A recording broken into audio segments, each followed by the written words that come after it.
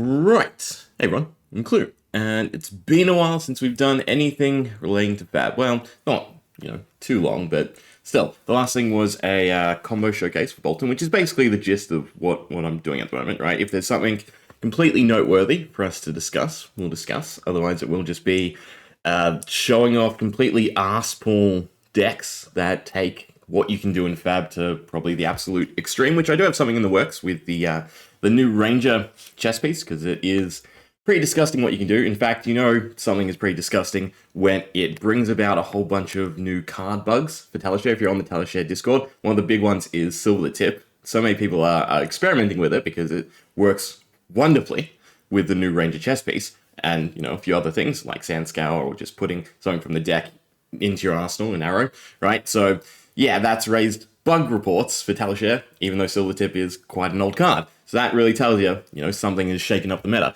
So there will be something coming out with Riptide in that. In fact, it works with Riptide or Azalea, although I do like the whole, put hand into Arsenal. And again, although it'll be completely arseful, right? Fairyland, magical, stars have to align to actually pull this off. It still will showcase some real nice lines of play and some dancing that you can do between, again, putting from hand to arsenal and deck to arsenal as Riptide with the new chess piece. It's really nice how much they've sort of, with one card or one sort of idea, which is aim, sort of adjusted how Ranger can work, right? I'm just waiting for a few more cards where, you get more uses out of your bows, because that's what I think we really need. But anyway, Collectors Week is upon us. So the juicy bit of information is, of course, the print run. We do have a little reprint policy update as well. I'm not going to cover anything else, right, from this week. This is really the only thing that is real of interest to me. And on note with that as well, with Rosetta, I probably won't be doing anything with it until the set actually comes out. And basically, again, I've stopped opening stuff on the channel and stopped doing stuff with stuff on the channel because it's taken away from the personal fun from it. I've not dropped Fab. I'm still immensely collecting. I'm still opening products with my partner, and I'm just, doing that as a me thing, which I think is, better. So with Rosetta, I want to sort of not see too many spoilers and, have that initial excitement once again of opening a new set rather than, following everything up to date. But let's get to the good stuff. So reprint policy updates. So, transparent and robust policy documentation is essential for establishing clear expectation between fans and legendary students. Again, right, this is one of the big outliers for them, the fact that it is pretty crystal clear and, there's not something in the etching of your back of your head going, will they, won't they, right? We're pretty much on the fence of, yes, they will absolutely abide by this versus, like MTG and the reserve list, will they, won't they? These policies outline what we expect from you, what you can expect from us, and in certain instances, such as the tournament rules and policies, what you can expect from each other, which is, again, just mutual respect. Wonderful way to build a company and a game and a community. Fantastic. So, over the past few years, many collectors have noticed our consistent approach to Rainbow 4 reprints. Specifically, that we have not reprinted Rainbow 4 cards unless they feature new artwork, with one exception being the Classic Battles Rhina vs. Dorinthia set from May 2022. So, yeah, this is... When it comes to cards and reprints, it's very hard because Fab is so immense and, it's not cut and dry with, every majestic being desired. No, you have the staples for every class and staples for every talent and generics and all this that just take the huge collection of cards and, again, make them all desirable one way or the other. So when it comes to reprints and what's reprinted just to make drafting a bit nicer versus what's reprinted because it's necessary for the community, it's always been a weird conundrum because, again, while they haven't stated it, they have abided by it since its inception, right? They have not reprinted for foils, right? Except under, again, this exception. So for them to finally outline is fantastic, but it's also kind of thing that I don't think it's really gonna, end confusion. And it's not going to stop people asking, are you going to reprint this and you're not going to reprint this, right? It's still, it's turbulent in a sense because there's so many different variables in play, right? What's a stable card? What's a stable majestic? What's a stable rare, common, class card, Rainbow Foil, etc. But it is nice to now just know from a collector's perspective, right? Majestic Rainbow Foils should be a lot more expensive than what they are because not only are they hard to pull, but they are never going to be reprinted, right? And then when it comes to promos, well, you go a bit the other way, because even though they haven't done it, this statement itself does not impact that in any way. They're still subject to the same policy as the Collectibles, which is if it's a promo first, it can technically feature in a set, right? And the majority of, Armory promos and that have been a mix of Rainbow and Collectibles, all of which are completely feasible to put back into a set, be it the new mystery stuff coming out, be it any future set or revisit to X area or theme within the game. So that is something to keep in mind, but it is definitely, a wonderful insight to have. Well, you shouldn't have sold those Rainbow Force surgical extractions, because they're not only are they short printed, they're never going to be printed again, right? That type of mentality. But the real big point of discussion for us is the print run update. So we now have a more filled out chart, right? So we have Welcome to Wraith all the way now till Dusk Till Dawn at 175,000. And we can also see what's out of print and out of stock, what was first edition, what was unlimited, and of course, with all the future sets going forward, Fab 2.0, which is the total population. So the first real important point to start with this is going to be Monarch, Tales, and Everfest. Now, it is very worth noting, right, this little 40 blip for Everfest. Please note that LSS keeps a small reserve of each product for events and promotions, celebrating the game's history, allowing fans both new and old to experience limited formats from the past during major public events like the Pro Tour and the World Championship. Now, this is the curiosity to me, right? Because 40 is such a low amount, right? Did it slip out from distribution before, it was retconned? Did they keep 40 for themselves, right? What's the gist there? Now, back when Everfest was first released, there was, stores still doing pre-orders for the Unlimited. But at the same time, you have the whole mentality of, was that just, we knew the trend at that point being, first edition comes out here, Unlimited comes out here, so let's just pre-order regardless of whether or not they actually have or were getting stock, because at this point in time, Flesh and Blood was immensely more consumer driven, we'll go with, right? It was being spiked and shelled and just scalped due to it being a money go brewer type of game at that point, right? It's not anymore, and it wasn't really, but yeah, so that sort of makes it a bit difficult to discern what this 40 is, right? Because I can see it being just LSS keeping 40 boxes, but I can also see some getting out, and if they're out, they just became probably the most expensive box, right? Because it is that scarce, and the same can be said for, like, Tales. Any rainbow foil from Tales of Aria, when it comes to the Legendaries or the Fable, is 1/4-ish, 1/3, we'll go with 1/3 since that's better, right? Is roughly 1/3 that of their Cold War counterparts, rather than it trying to go the other way, where the rainbow foil is immensely more populated. It is 1/3, and that is insane to think about, because you had my situation, for instance, right? I got both Monarch First Edition and Unlimited, both boxes, right? Then when it came to Tales, I was like, well, this is the downward trajectory, so I'm not gonna touch Unlimited whatsoever. But at the same time, right? If you have Unlimited Tales and you have those real chase cards, or if you were just buying them because they were cheaper, this is going to be that tipping point where now they become the collectible cards from the set, and that's very interesting to think about, right? And if something, well, nothing can be done, because again, they updated the reprint policy to include rainbow foils. But overall, right, the trend, we're sort of growing again, and this is a curiosity, because I can, in one sense, because Dusk Till Dawn, because of the serialized cards, were done all in one go, right? I can see them going, well, we're not sure, so we'll up it a little bit, right? And then rein it back in, especially after how Bright Lights did, right? With heavy hitters and mist, I can see them going back down. But again, it's a marginal difference, right? Whether it's 150 to 200, as long as it's in that ballpark, it's pretty similar to one another, right? But yeah, Welcome to Wraith, 260,000. Drop down with Arc, then Klloo, then a spike with Monarch, and then, again, they kept around the same population, but realized that Unlimited was grossly unneeded. And then we get to Everfest, where again, First Edition has grown so much that it in itself is overshadowing the actual demand, right? Especially because it's a supplemental set, no draft value, no real nostalgia value. It does have some wonderful cards, but yeah. And then we get the cuts, we get the shift to 2.0, And then Uprising, we start at that 200,000 mark, right? Which is very interesting. And then for Dynasty, we drop down to 170-ish, right? Then Outsiders, maintain it.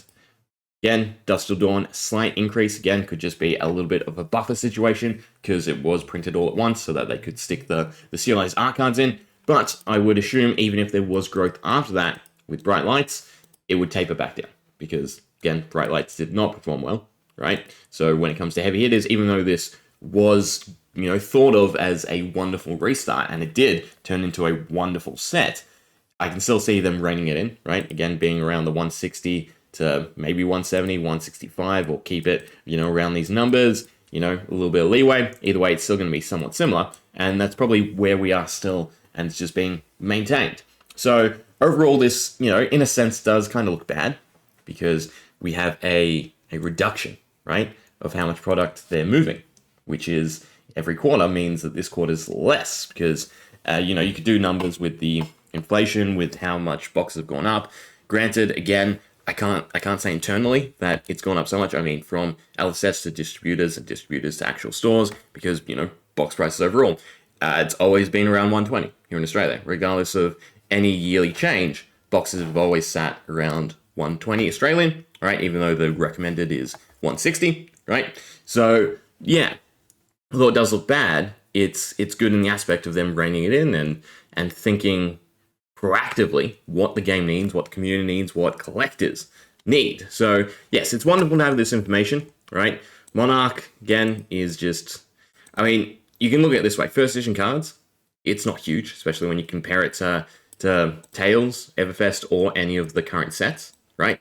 It's significantly less. It's more than the first three, but that's a given. But, first edition cards, if there was a discernible difference between Unlimited, right, across the board, across every card, then you could see them, actually being fragments of what they were at release, right? But overall, Monarch it's worth the same as any other Fab set, right? Any other modern Fab set, and that's going to be how it is for a great while, right? Because overall, this is 100,000 population greater than any set we're currently getting, and then Monarch is in itself a specialized set, because it's for light and shadow, right? It might have some warrior cards, might have some brute, some Runeblade, but altogether, it is a specialized set. So then when it comes to Tales, right, same thing can be said. We have a even greater disparity because the first edition is again almost double that of Monarch, and then you have that little surplus of Unlimited to go with it. But again, I do think the collector mentality will come in here and go, well, they're 1/3 that of the first edition, so Unlimited is actually worth more, right? And I can see it rising steadily, and again, the chase cards going up. And again, when it comes to Everfest, if you manage to get an Unlimited box, God, hopefully you kept it. Otherwise, if this is just the population that LSS themselves have kept, fantastic too. It does also, become a curiosity, right? This is how many were circulated. That's my expectation. Plus, again, I'm curious if they do keep the small reserve of each product, right? Because I can see that being, 100 to 500 maybe for Welcome to Wraith or Arc or Klloo, right? And then, maybe 100 to 200 for first edition, whether or not that would be included. I could see that being the reason for, 16,700, right? Or maybe there's something to do with pallets. Again, I don't know that end of things. But yeah, overall, it's wonderful to see the numbers, right? And get this transparency, see where the game is at currently, right? I feel like we're still in this ballpark of numbers. So, I guess more importantly, Mist is out of print, and I think we'll see this for all sets. They're just always going to be out of print, right? It's one and done, and it seems like the best model for LSS to use is just to adjust and go to the next printer. I don't think they'll have any real product that is run over the course of a whole year or maybe longer, right? I think it will be just, this is the current expansion, enjoy, then we're moving on, right? In terms of printing, which I think is a fantastic model. We don't need a second wave of anything. I think it's in that sweet spot, unless we see, a dramatic population growth.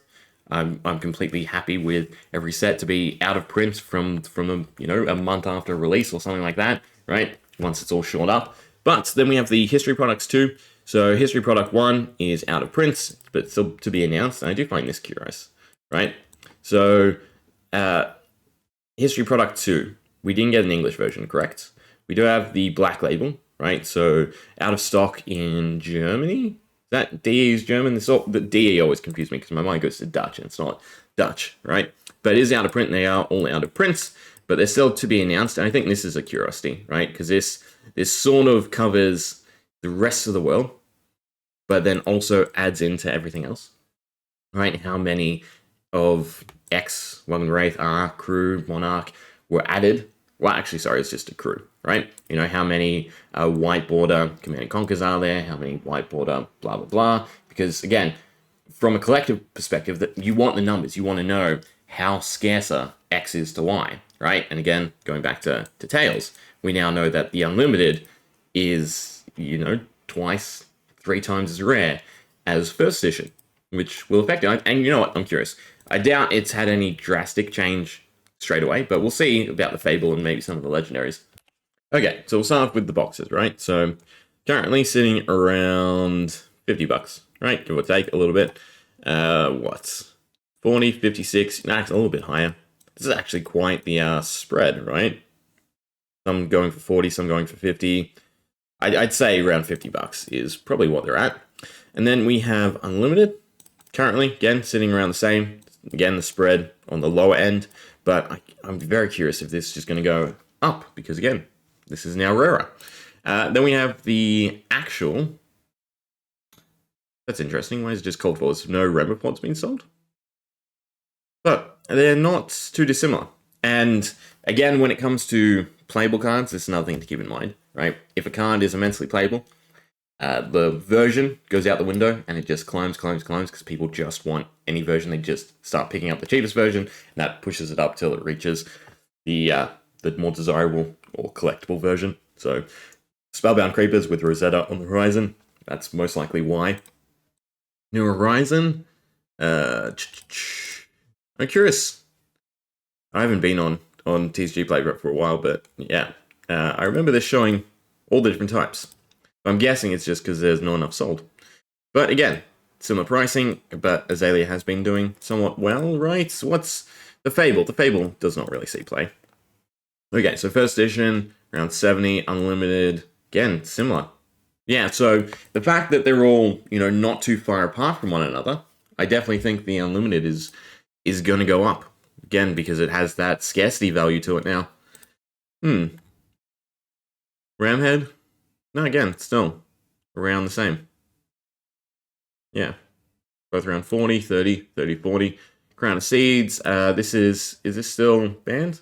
I'm guessing it's still banned because of how low it is, right? It's still the same. A version is a version.